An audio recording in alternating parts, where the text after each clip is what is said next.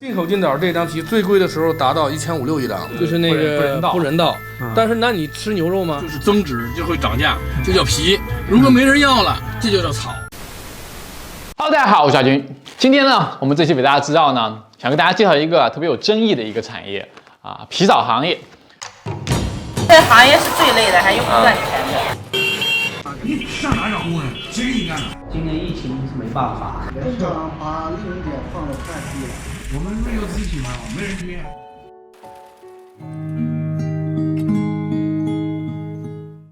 那皮草的生产聚集地啊，主要在河北的辛集、河北的沧州，大约呢有1400多家的商户，然后从业人员呢，差不多有16万多人。这里据说啊，从清朝开始就是全国最大的皮草交易市场。提到皮草呢，如今呢，可能很多年轻人都会最直观的印象可能就是啊，第一很贵，第二呢很土，第三呢可能还不环保。尤其是年轻人呢，不仅对皮草呢没有什么好的印象，甚至啊对穿皮草的人都没有什么好的印象啊。所以因为这种现象导致呢，曾经啊代表着身份象征的这种皮草，那现在呢已经是一个夕阳产业了。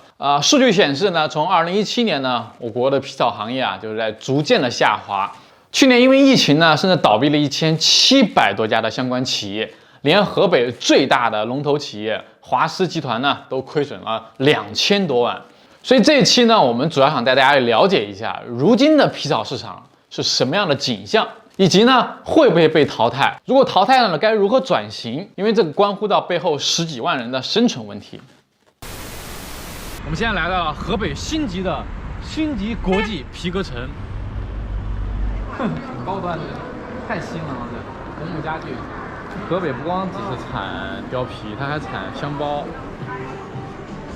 9300， 93000， 9300， 93000， 6000。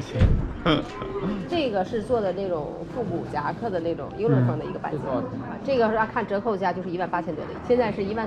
这个是啥？这个叫银蓝，它的名称叫银蓝色，也是貂绒。拼特别好。这种叫镶嵌，帅哥。镶嵌啊。对，它不是拼上去的，也有做的是染色的，染色的呢就这种立体感就不会有这么好。这一边呢做的就是定制款了。还是仿大牌的吗？还是？对，这种属于水貂染印的，这个是17800。一般很贵的是怎么去看的？首先是看绒的密度、毛针的色泽、光泽和它的整齐度。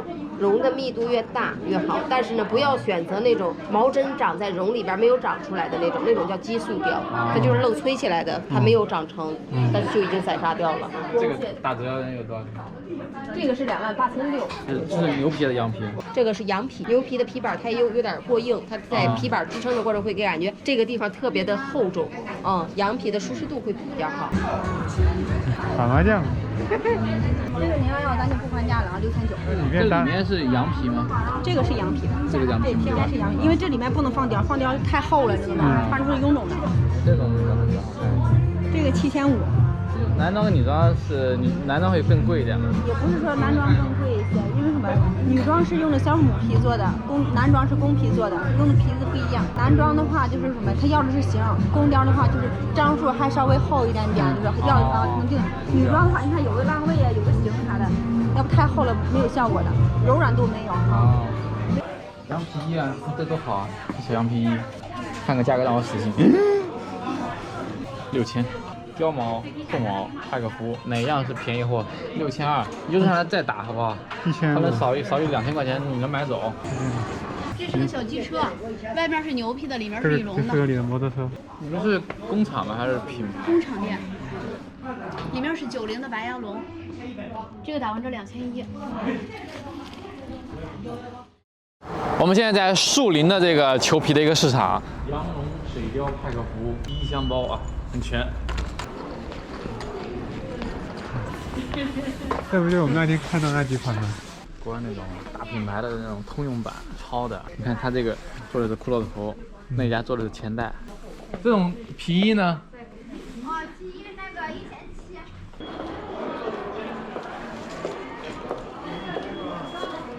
大姐老有范儿，福台贵妇，一直在迷彩貂。它这可暖和了，比你穿的羽绒服暖和多了就。所以雕是比羽绒服还暖和。不过我真的第一次看到彩雕。是吧？狐狸毛多少钱？那个3600。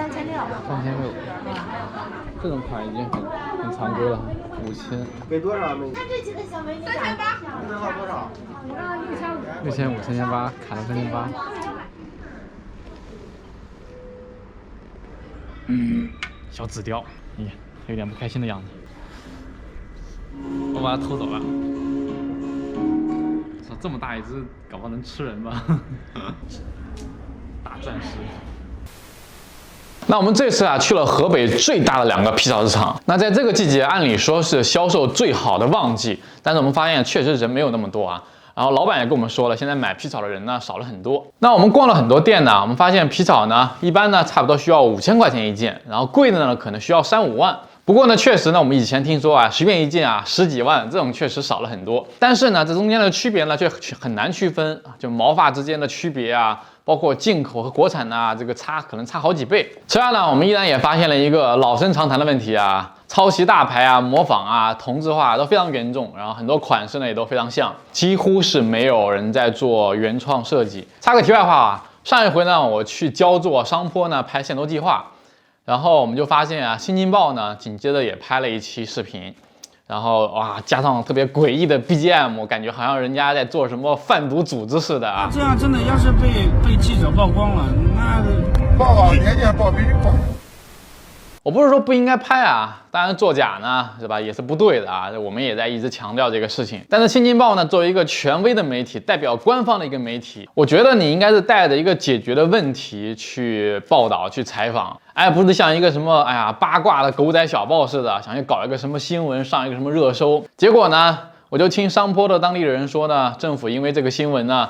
查封了很多店铺，可能很多人会觉得查封的对，应该的。但是你要理解，当地那边只是一个村子啊，而且很多呢全家老少呢，可能就靠年里的几个月赚钱过年。可是问题是呢，政府查封这几家可能没有关系、没有背景的店铺，它并不能够解决作假问题。如果这么简单的话，莆田就不至于到现在还存在了。如果你新京报真的这么理解问题的话，那我觉得你们真的不配做媒体。当然了，他们本来就是干这个事情的啊，你们可以上网一查一查，他们干了多少傻逼事儿啊！就是为了博眼球、赚流量，他们经常甚至做假新闻造谣。他们之前的报社社长呢，还因为这种严重违纪啊，就被抓了，现在还是屡教不改。作为这么大的媒体，官媒，我觉得各界的媒体啊，大家真的。没事儿，你们也花点心思啊，关心一下，了解一下制造业，就别随便看了个什么现象啊，就给下一个结论，给判一个死刑。很多问题它背后啊，它很复杂，不是你想的那么的表面。制造业里没有多坏的人啊，这都是社会最底层的一群人，都只是为了谋生而已，赚不了多少钱。其实那么多大资本，你们不去报道，你们咋不敢报道啊？我们聊回来啊，那话说。皮草为什么会这么贵？是真的暴利呢，还是说有什么别的原因？所以我们这一回啊，我们要带大家去了解一下真正的源头工厂啊，到底看看成本到底多少。此外呢，为了我们想要大家更清楚这个成本呢，我们特别坐了很久的车，去了树林的一个村子里面啊，一个农田旁边的一个原料批发市场，就非常原生态，很像我老家的农村的菜市场。然后这里呢，会有很多一些养殖户啊，或者一些皮毛的贩子。反正都是绝对的一手的货源。我现在在河北的易县，看到没有？这边呢是一个真正的农村啊，小麦地，你看一看。但是这一边就不一样了，易县经济开发区裘皮城啊，这个是他们整个县的一个经济支柱了啊，有上千家店，全是做这个水貂啊。然后这边就像那个大集一样，好几个市场，每天呢是轮着来赶集。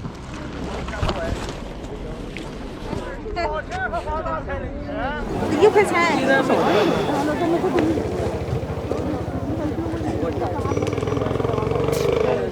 现在养殖场还有吗？你们收这个也是你们是自己卖的吗？做内单，好点的做衣服，次点的做内单呗。这边主要的商户是哪里的？有当地的，有东北的，外的也是，主要的它是以东北头儿坡为主。这多少钱一条啊？ 165，那个白色的100。这个感觉比较小哈。它小110。这个大。这一条多少钱？1条150。这个多少钱一条？120。120。你们在新集找了一个厂子，所以我们就了解一下这个到底价格。了解一下这个原皮，但是这个原皮的价格你不好了解，分级别特别多，它有进口的，有国产的，它的价位都不一样。市场上一般都是国产的皮子，而且没有太好的皮子。他们做内胆都用国产的。内胆都用。对啊，那有啥分好？我看这看不出来区别。跟夏天的貂、冬天的貂、季节的、激素的，它都不一样。一般大概多少钱？500，现在就卖很好的了。很好的。进口的。就看那成衣那卖4、5千的。他们说你就对半砍嘛，就零售啊。零售5000块钱，可能就是2、3千。买不了。现在衣服，今年貂皮现在有点涨价，但是你现在4、5千买不了太好的。4、5千肯定买不到国外的哈。买不到，就是那个衣服给你做起来也不一定都是那个进口的。它也是进口的和那个国产混合的。他跟我们说都是进口的，是吧？是进口的是进口的，但是全是进口的，但是这个毛里子啥的，它绝对不给你用进口的。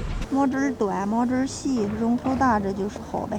你们这一条多少钱？你看这样的，你这两你都看出都不一样吧？这个卖100多块钱。这个毛长一点。针长，这个针短。所以这个就贵哈。这个贵。多的毛短的。毛短的，毛细的。品种不一样。品种不一样。产地不一样，你大连皮和那个山东皮，它价格就又不一样了，是吧？这100多少啊？这个做，你这个是180，这个是140，便了40块钱，我靠！一点都看不出来。像这种浅色的贵一点吗？浅色的要贵一点，灰色的、白色的比黑色的要贵一点。这个1块钱。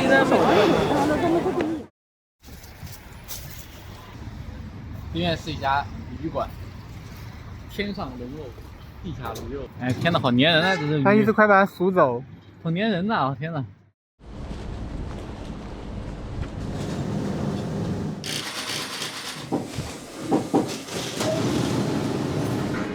这是我们做的派克的标胆，里面派克服里面的标胆啊。这个就是你在这个几千块，我看这。实际我们的出厂价大概在2000来块钱，但是它市场上基本上都翻一番的价格卖。我看档次啊，皮毛里面就狐狸毛是最便宜的。也不一样啊，狐狸也有很贵的东西啊。这个东西是2个风格，狐狸是长毛的那个东西，貂皮是短毛的东西。那有喜欢狐狸的，有喜欢那个水貂的，这个就是看个人喜好了。你像金岛狐，进口金岛，这是国产的，但是进口金岛这张皮最贵的时候达到1500-1600一张。哇，这么贵？那你比水貂还要贵。狐狸毛主要是用来做那个毛领，獁子也是做毛领为主。这怎么看国产国外？最起码毛要好，个儿头要大，比这个至少要大1倍。丹麦养水貂这种相当于是一个很支柱产业，很多人在从事，包括育种，每年都在更新。原来他们的貂也是长毛针的，那就改良成短毛，绒大，个儿大。就先把它弄湿嘛，弄湿然后钉嘛，对吧？有弹性啊，这个质感很好，老滑了。这是染过色的吧？染过色的，这是染黑的。但是这个是国产皮啊。价格多少钱？比如一张的话，这个大概140-150，这就是做那个派克服内胆用的。这个150是那个相对来说国产皮里边很低的价位了。这个进口皮像这种银蓝的，现在光最近这半月20天，光涨价就涨了150到200。我们这个像进口皮，我们是直接从丹麦、哥本哈根还有芬兰、赫尔辛基那边拍过来的。就是因为疫情，丹麦那个养殖户把这个貂处理了，就销毁了，所以说那个原料暴涨。死了，原料都不能用了是吧？皮料都不能用了。对，他因为国外对这个比较重视，他就是销毁了，然后就是供应量就是极减。所以说最近那个从那个他这个信息一公布到现在，这个已经上涨了30%到40%。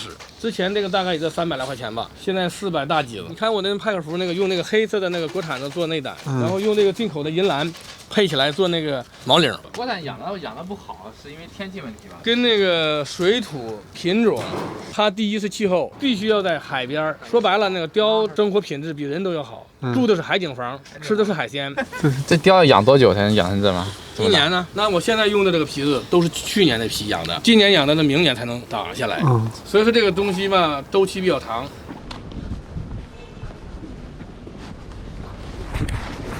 蓝宝石，你看我给你挂那边。哇，这种还感觉要更高级贵一点啊。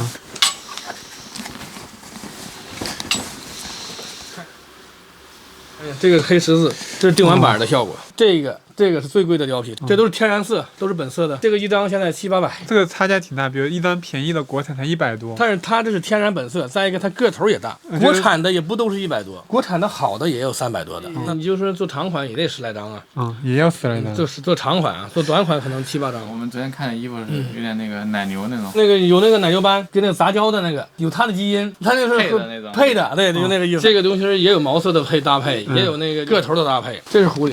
这个也是国产里边级别比较好的，这是我们用银蓝做的那个仿金岛，真正的金岛就比较贵。你像前2年我说达到1500-1600，到现在可能也得800-900吧。真正的金岛就是这种长得就这跟它差不多的，但是我们是用这种皮仿的。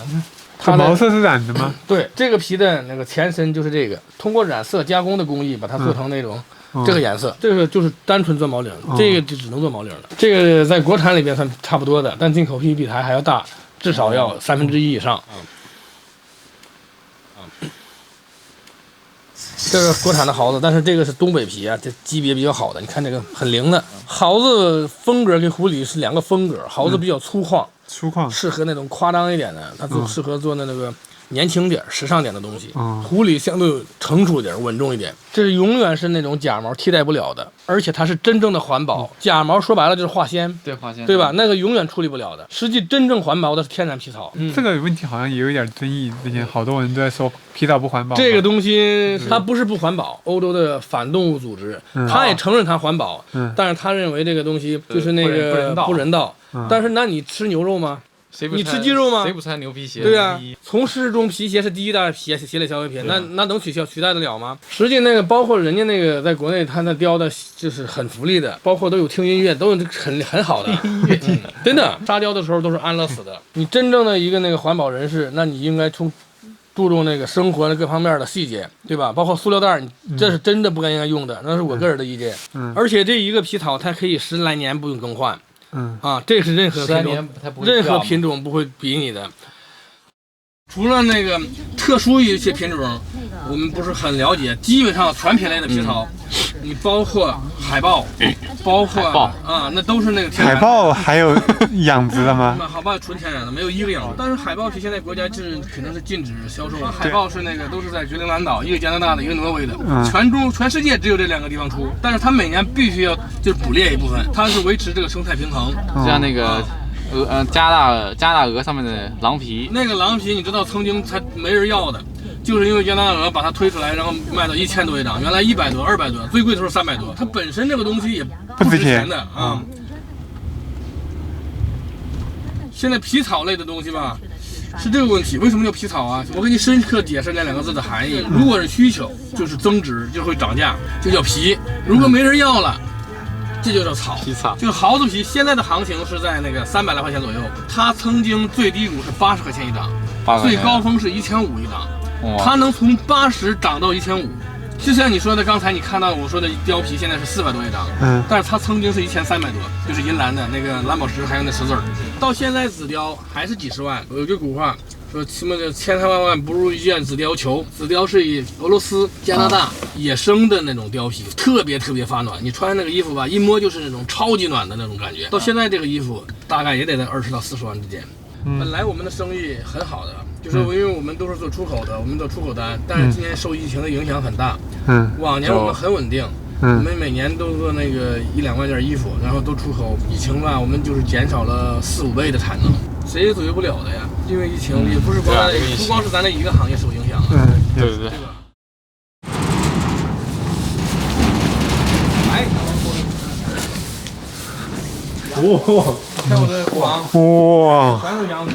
这都是半成品，然后箱里都是成品。你像这种就是那个托斯卡纳，这都是西班牙的原料。这在全中国，我在全世界都是最好的羊。现在大概好一点的也到40多一尺，最高峰是70多1英尺。1英尺，国产羊都不行。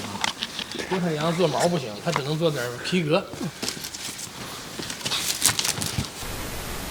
那我们通过跟老板了解呢，那我们国内的水貂养殖呢，主要分布在于大连或者山东一些沿海城市。但是由于环境啊、养殖水平啊、包括品种啊、培育啊等等各方面原因呢，国内的水貂呢质量呢远远差于国外，像丹麦啊、北欧一些国家，价格呢可能都会差2、3倍。所以这也促使呢整个貂皮衣服呢成本极高。另外呢，我们了解了一个情况啊，因为现在买纯貂皮大衣的人呢越来越少了。所以很多品牌呢都在做呢。只有内胆里面加了这个皮草的这种派克服啊、风衣这种类型，甚至还有不少品牌啊，他们干脆呢直接又做羊皮啊或者是牛皮的衣服了。但是因为价格呢依然会很贵，所以销量呢也都不是很好。然后又因为现在的化纤啊、PU 的技术呢已经越来越成熟了，所以我觉得啊，未来有一天一定会完全淘汰这种动物皮的制品。那我们跟老板也同样聊了这种转型的问题啊。那老板说呢，他们现在已经在计划。把公司呢搬到了浙江的海宁，因为呢那边可以招到更年轻的这些设计师人才，然后呢也准备降低一些这种外贸的业务，逐渐呢成立这种自主的品牌，产品呢可能也从貂皮啊衍生到一些其他的服装类型。我觉得这个思路是非常好的，因为皮草呢是注定要被淘汰的，对吧？工厂你也不能够执迷不悟。大家都懂服装，也都有技术，我觉得未来都可以转向于开发更多其他的这种服装类型，包括皮草啊，其实也有更多的一些化纤啊可以去替代。全国各地的工厂啊，可能他们的问题不一样，但是呢，他们的未来的方向都只有一条，就是要创新，要转型。OK， 那以上呢就是这一期的伟大制造了啊，我们这期也是整整拍了3天啊，跑了很多地方啊，找这些工厂真的特别难啊，经常被人家当成骗子啊。我们下一期呢准备拍一期卫生巾，所以如果大家有这个相关的资源呢，请私信介绍给我们。那如果有说的不对的地方呢，也请各位指正出来啊，毕竟我们也不对皮草不是特别专业啊。那如果觉得我们做的还可以的话啊，请给我们一个点赞好吗？感谢，拜拜。